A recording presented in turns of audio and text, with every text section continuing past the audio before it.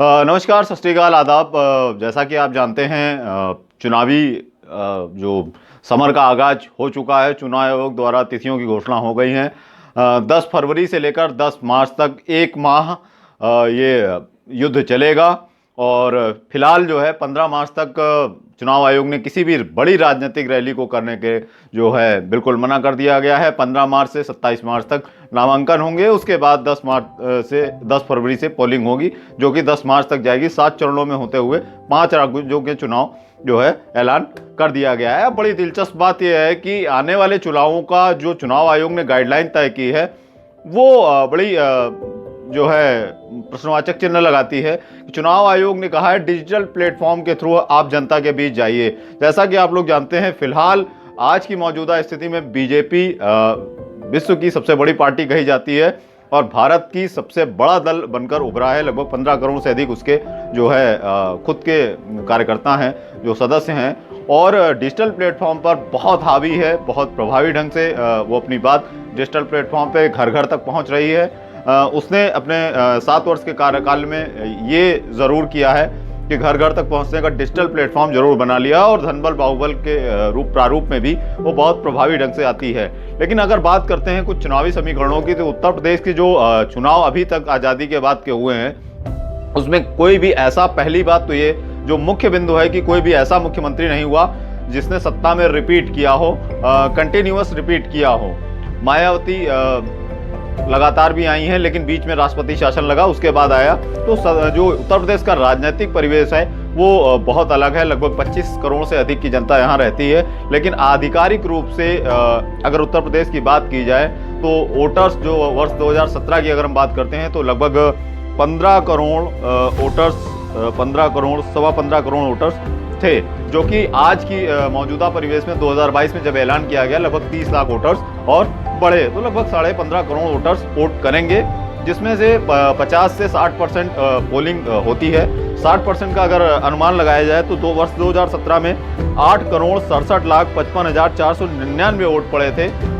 Total जो हमारा vote था, माफ कीजिएगा, जो टोटल वोट्स पड़े थे वो पड़े थे 14,16,63,646, और 30 लाख बढ़ के 14.5 करोड़ हो गए। गलती से 15.5 निकल गया, कोई बात नहीं।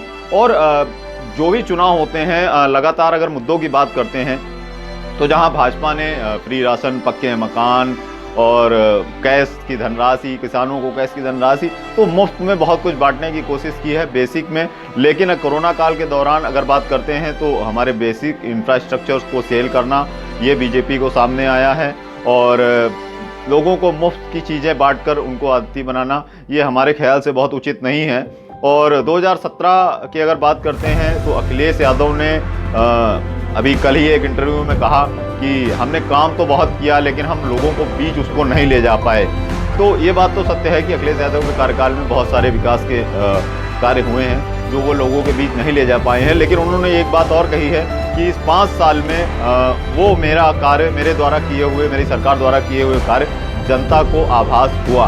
तो ये एक बहुत बड़ा सवाल है कि विकास के रथ पर कौन जाता है। हालांकि अखिलेश यादव ने 300 यूनिट फ्री बिजली का वादा कर लिया है, छात्रों को लैपटॉप देने का वादा कर लिया है, उच्च शिक्षा के लिए विदेश भेजने तक का उन्होंने जो है ऐलान कर दिया है। वहीं अगर कांग्रेस पार्टी की बात करते हैं तो कांग्रेस पार्टी ने जो है लड़की हूँ लड़ सकती हूँ के नारे के साथ प्रियंका गांधी ने उत्तर प्रदेश में आगाज किया, और लगातार वो जो है दौड़ में बिल्कुल चल रही है और जगह जगह मैराथन दौड़ कर रही थी। लेकिन इन सब चीज़ों पे अब लगा दिया गया है। और बात करते हैं आम आदमी पार्टी की, तो उत्तर प्रदेश में आम आदमी की पार्टी की जो है एंट्री हो गई है, वो भी चुनाव लड़ेगी। राजा भैया की जन लोकतांत्रिक पार्टी, वो भी चुनाव लड़ेगी।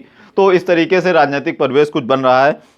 बात करते हैं जो उत्तर प्रदेश में वर्ष 2017 को बीजेपी को 325 सीटें मिली थी और वोट परसेंटेज लगभग 40% था। समाजवादी पार्टी की बात करते हैं तो उनको 47 सीटें मिली थी, वोट परसेंटेज उनका लगभग 21.5% था। और बहुजन समाजवादी की पार्टी की बात करते हैं तो उनका वोट प्रतिशत जो था वो लगभग 22.85, लगभग 23% था। कांग्रेस को 7 सीटें मिली थी, उनका वो वोट प्रतिशत जो था वो 6.25% था। अन्य को 5 सीटें मिली थी, उनका वोट टोटल वोट प्रतिशत 10% था। अगर उससे पहले की दो वर्ष 2012 की हम बात करते हैं तो 2012 में भाजपा 15% मात्र उसको वोटें थी और 47 सीटें थी। वर्ष 2017 में उल्टा हो गया, 47 सीटें समाजवादी पार्टी को मिली और 325 सीटें जो है 40% वोट के साथ उस सत्ता में काबिज हुए और 25% का अपना गेन किया 5 वर्ष में, 25 साल का। और अगर हम कहीं वहाँ बसपा की बात करते हैं 2012 की तो 61 सीटें थी और 2012 में समाजवादी पार्टी की 224 सीटें थी। वर्ष 2012 की अगर बात करते हैं, अगर पिछले कुछ एक चुनावों को हम उठा के देखते हैं तो लगभग 30% वोटों से हर कोई सरकार बनाता था, चाहे वो 2000 जो है 7 की बात हो, मायावती शासनकाल की बात हो, वो लगभग 30-31% वोट के साथ वो सत्ता में काबिज हुई थी। उसके बाद जो है 2012 की बात करते हैं अखिलेश यादव को, वो भी लगभग 30-31% वोट के साथ सत्ता में काबिज हुए थे। लेकिन जो 2017 में चुनाव हुआ उसमें बीजेपी का वोट परसेंटेज बढ़ा, वो 40% के साथ सत्ता में काबिज हुई। अब बात करते हैं कि उत्तर प्रदेश का जो पुराना परिवेश रहा है तो चुनाव के दौरान मुद्दे अलग हो जाते हैं, जातिगत राजनीति जो है वो हावी रहती है, हमेशा से हावी रही है। तो जातिगत पृष्ठभूमि की अगर हम एक नज़र डालते हैं तो सबसे बड़ा जो कैडर है वो है दलितों का, लगभग 22% दलित हैं। मुस्लिम की बात करते हैं तो लगभग 19% मुस्लिम हैं। राजपूत की बात करते हैं तो लगभग 5% राजपूत हैं, ब्राह्मण 11% हैं, वैश्य 4% हैं, यादव 10% हैं, कुर्मी 5%, लोधी 3%, राजभर 4%, अन्य में जो है सभी लोग आ जाते हैं, 18% अन्य में हैं। अगर इन सब चीज़ों को, जातिगत आंकड़ों को देखते हैं तो जातिगत आंकड़े फिलहाल किसी भी मुद्दे पर हावी हो रहे हैं। उसके बाद राजनीतिक परिवेश बहुत तेजी से बदल रहा है, प्रधानमंत्री की सुरक्षा से लेकर अयोध्या मथुरा काशी तक, बेरोजगारी, विकास, काला धन और इस तरीके के तमाम मुद्दे हैं, स्वास्थ्य व्यवस्थाएं, शिक्षा व्यवस्थाएं, इस तरीके के तमाम मुद्दे इस बार हावी रहेंगे। फिलहाल जो युवा वर्ग है वो हिडन है, वो अपना मत पूर्ण रूप से सामने नहीं रख पा रहा है कि हम किसके साथ जाएंगे।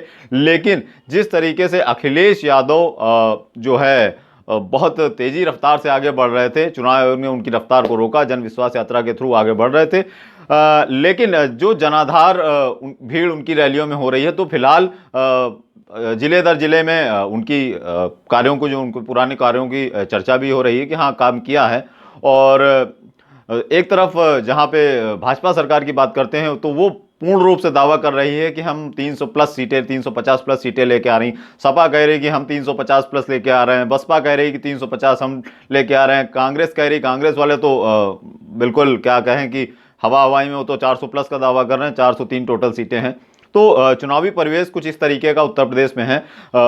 विकास के मुद्दों को इतर हटकर जातिगत मुद्दे अब हावी होने लगे हैं। फिलहाल जो है जो प्रत्याशी हैं, चुनाव आयोग ने कल आचार संहिता लगा दी है, प्रत्याशी टिकटों की भागादौड़ी में आगे पीछे हैं और लगातार कोशिश कर रहे हैं। अब टिकट किसे मिलती हैं, यही जातिगत समीकरण जो हमने आपको डिस्क्राइब किए, परसेंटेज डिस्क्राइब किया, ये तय करेगा कि टिकट किन किन को मिलेगी और पुराना ट्रैक रिकॉर्ड क्या रहा है। फिलहाल अगर उन्नाव सदर की बात करते हैं तो जबरदस्त उन्माद जो है, जबरदस्त उत्साह है।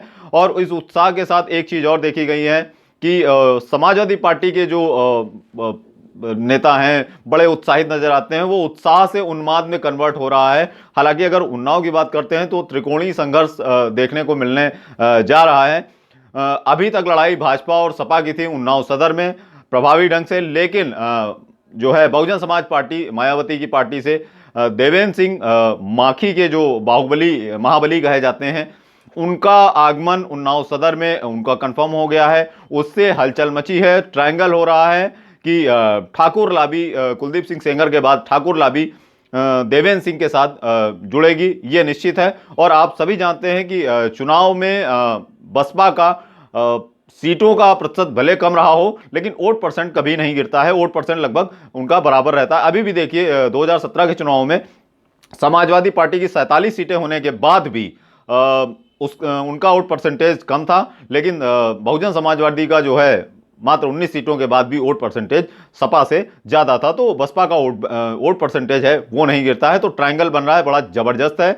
बात करते हैं सदर के विकास कार्यों की, तो विकास कार्यों को पहले भी हम आपको बता चुके हैं, कोई भी ऐसा एक विकास कार्य ऐतिहासिक नहीं हुआ है जिसको हम गिना सकें कि कोई ये इतिहास में दर्ज हुआ हो। जैसे कि हम गिनाते हैं नया गंगा पुल ब्रजेश पाठक की देन है, राजधानी मार्ग जो आज़ादी के बाद कभी नहीं मिली, अखिलेश सरकार में जो है 2016 में इसका कार्य चालू हुआ, आज 4 लेन बनी हुई है, जबरदस्त जो है तरीके से लोग इसका आनंद उठाते हैं, आधुनिकता की ओर आगे बढ़ रहे हैं। तो ये होते हैं विकास कार्य, लैंडमार्क्स होते हैं बड़े कि हम गिना सकते हैं कि हमारे कार्यकाल में ये हुआ। हाँ, 5 वर्ष के कार्यकाल में अगर सदर की बात करते हैं तो सदर में लूट और भ्रष्टाचार का बिल्कुल बोलबाला रहा है, जबरदस्त तरीके से लूट हुई हो, चाहे वो नगर पालिका क्षेत्र से रहकर हो, चाहे वो विकास के कार्यों को विकास भवन से लेकर हो, जबरदस्त लूट हुई है, खूब वसूली हुई है, फैक्ट्री एरिया से खूब वसूली करके जननायक बने हमारे नेताजी।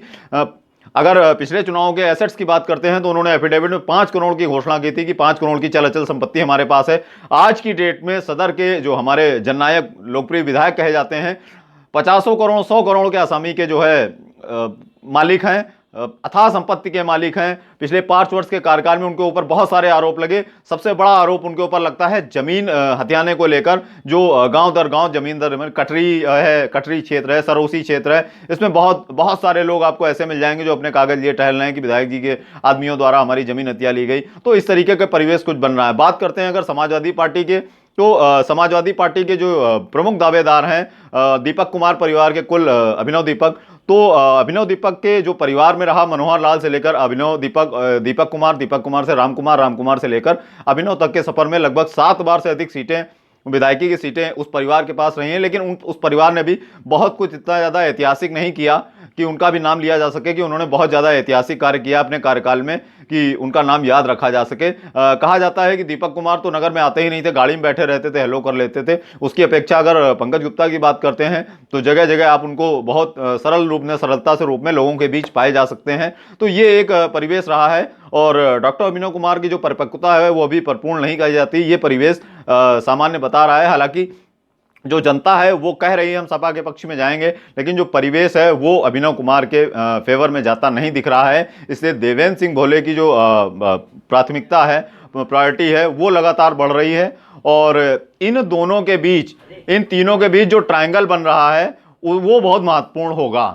अब देखना यह है कि चुनावी सदर का जो चुनावी माहौल हो बड़ा दिलचस्प हो गया। बात करेंगे उन्नाव के 5 अन्य सीटों की, तो सदर को छोड़ने के बाद भगवंत नगर में भी बहुत प्रमुख दावेदार आ रहे हैं। भाजपा किसको उतारती है ये देखना बड़ा दिलचस्प होगा, क्योंकि सुनने को मिल रहा है, सूत्रों से खबर आ रही है कि इस बार हृदय नारायण दीक्षित जी जो विधानसभा अध्यक्ष हैं उनके या उनके किसी भी पारिवारिक को टिकट नहीं मिलेगी। अगर विपक्ष की बात करते हैं तो वहाँ बड़ी मजबूती ढंग से कई लोग दावेदार में हैं।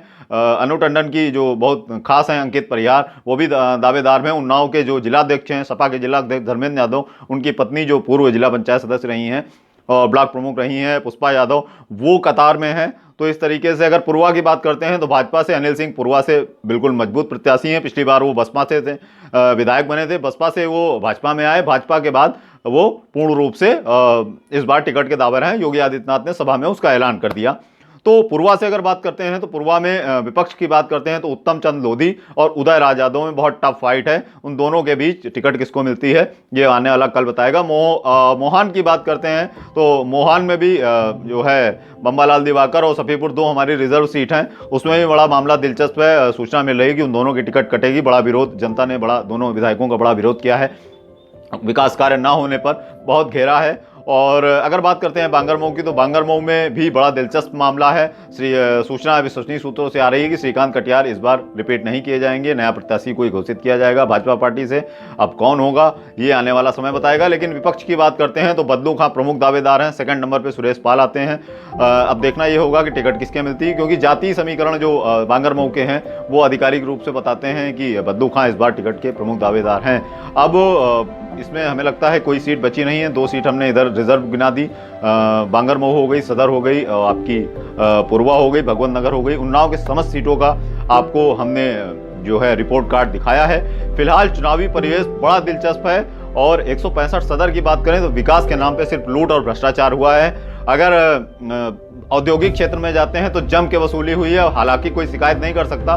कोरोना काल में जिस तरीके से कार्य हुआ, लोगों को चीज़ें बटी हैं, तो लोग कहते हैं हमको चीज़ें मिली, लेकिन जिस तरीके से वसूली हुई है, जिस तरीके के फैक्ट्री मालिक कंप्लेन कर रहे हैं, जो बताते हैं ऑफ रिकॉर्ड बताते हैं, ऑन रिकॉर्ड कोई नहीं आना चाहता कि सर अब हम क्या कर सकते हैं, सत्ता है उनकी, अगर नहीं करते हैं तो हमारे ऊपर कार्रवाई होती है। और बहुत एक खास बात रही है कि जो सत्ता पक्ष और विपक्ष, अभी हाल ही में जो समाजवादी पार्टी के अखिलेश यादव आए थे, उनके कार्यक्रम में मेरा फ़ोन चोरी हुआ। चोरी होने के बाद जब सीसीटीवी जारी हुआ, जिन चोरों को सामने आए, तो कोई भी ये नहीं कह रहा कि ये चोर कहाँ के थे, पता ही नहीं चल रहा वो चोर कहाँ के हैं। तो समाजवादी पार्टी में उन्माद और लॉ एंड ऑर्डर की जो प्रॉब्लम थी, वो उत्साह जो है कि सत्ता में वापसी का जो उत्साह है वो उन्माद में परिवर्तित होता जा रहा है। ये एक बहुत मुख्य कारण है।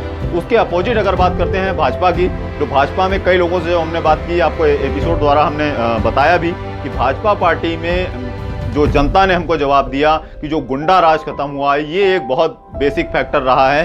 तो अब आने वाले समय में क्या योगी आदित्यनाथ बहुत ऐतिहासिक विक्ट्री लिखेंगे, क्या इतिहास दोहरा पाएंगे, क्या उत्तर प्रदेश को जो हिस्ट्री है उसको बदलने की कोशिश होगी, ये आने वाला वक्त बताएगा। लेकिन फिलहाल आज के एपिसोड को हम यहीं समाप्त करते हैं। और अगर आपको हमारी ये रिपोर्ट्स अच्छी लगती हों तो हमारा पेज लाइक करें, फेसबुक पे देख रहे हैं तो हमारा पेज लाइक करें, ट्विटर पे देख रहे हैं तो हमें फॉलो करें, और यूट्यूब पे देख रहे हैं तो हमें सब्सक्राइब करें। कैमरामैन सनी कश्यप के साथ नितिन गुप्ता, संकल्प न्यूज़, उन्नाव।